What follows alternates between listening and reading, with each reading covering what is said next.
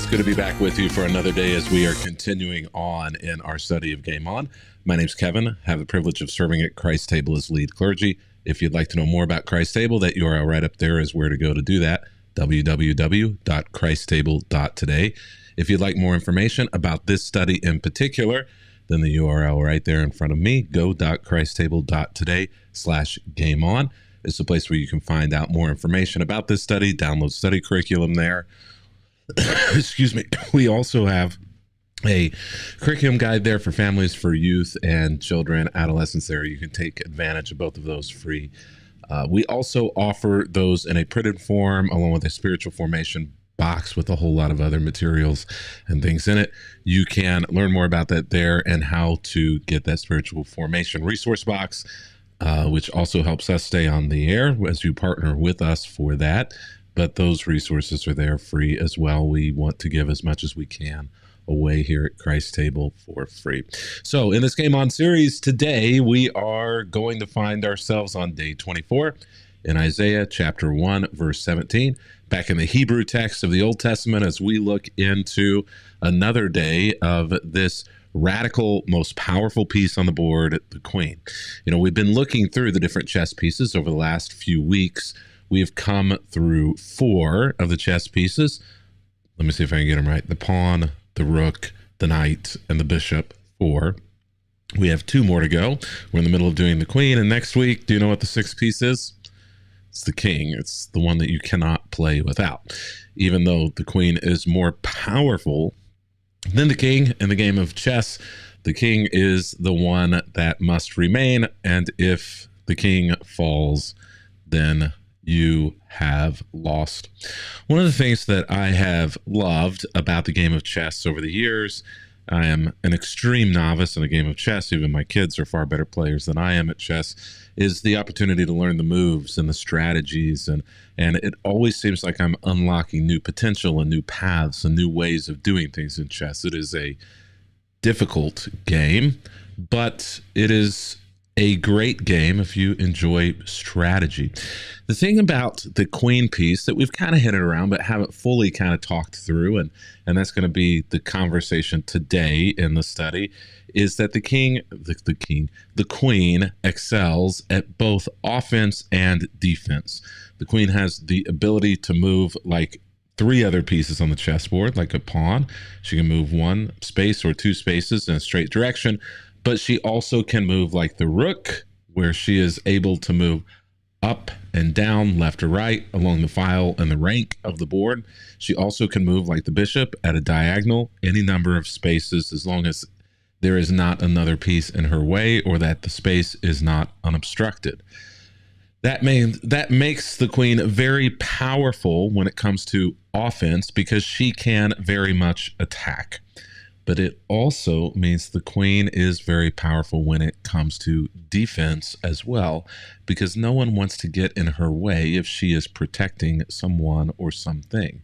And so wise players in the game of chess will oftentimes switch their queen between an offensive strategy and a defensive strategy, the queen fulfilling an offensive role at some moments and a defensive role at other moments, depending on what the game demands. Now, this is fascinating in gameplay because essentially what this means is that the queen has a fair balance of both power to shield others, but also to confront others. Shield and confront.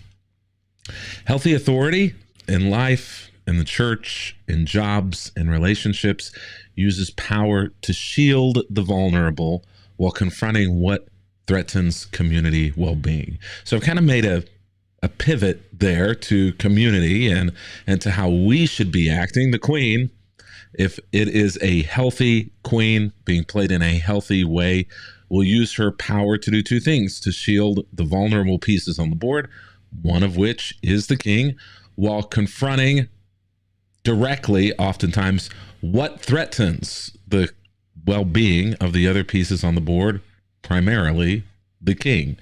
So there is this offense and defense. There is this both shield as well as confrontation that happens in the queen. And I would say in life as well that there is this healthy balance that should oftentimes happen as we navigate through life, where our power is oftentimes used to shield the vulnerable, while other times our power is used to confront what threatens community well-being or what threatens those who are vulnerable in the community. The Bible is so clear on this in so many different places that we are supposed to be using our power, that we're supposed to be using our prestige, that we're supposed to be using our resources in order to protect and help other people who don't have the status that we have or who don't have the resources that we have. That is the responsibility of Christians in Christianity.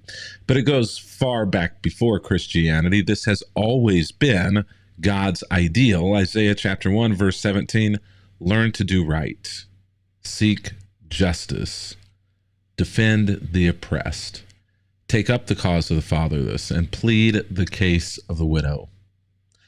Two groups there that are being called out, groups that are weak, oppressed, marginalized in those days, even still yet today, those groups are weak, oppressed, and marginalized, but many other groups have joined them.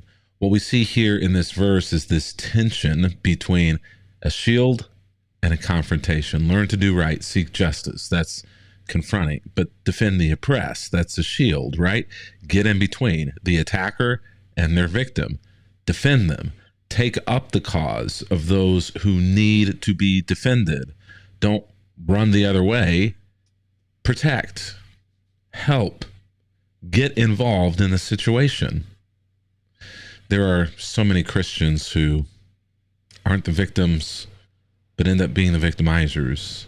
And if they're not the victimizer, then they're not standing in the way of the victimizer, just doing like Pilate did, washing their hands and saying, this isn't on me. This isn't my deal. This isn't my thing. Justice. Making sure that people receive fair and equal treatment under the law. Equitable treatment under the law. Something that Christians were once, in my recollection, known for, but currently aren't. I feel like this is something that we should probably strive to get back, right?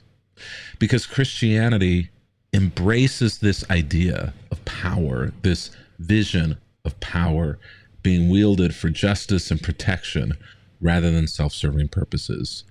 And we can probably go back in our history and think of lots of different ways in which power has been utilized by Christians in our own life or in our own churches for self-serving purposes, and how much hurt came from that, how much trauma came from that.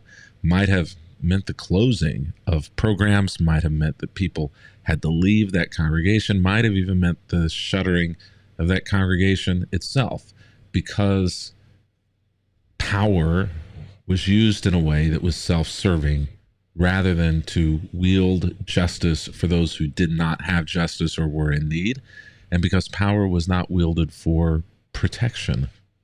This is the vision of Christianity. This is the vision of Christ, and this is the vision that I think oftentimes is lost. Sometimes Christians just see themselves as the confronter, the attacker, and oftentimes that's just for self-serving purposes. But not just the confronter, but also the healer. That is whenever Christianity is at its best. And that is whenever we are at our best as well.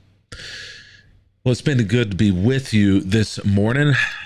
In the study guide questions that are online at go.christstable.today/gameon, there's several questions there as a part of the study, but the one that I picked out for today that I kind of want all of us to think about, wrap our heads and our hearts around, is how are you using whatever power you have to protect those who need it most? And all of us, no matter who you are, have some sort of power above other people.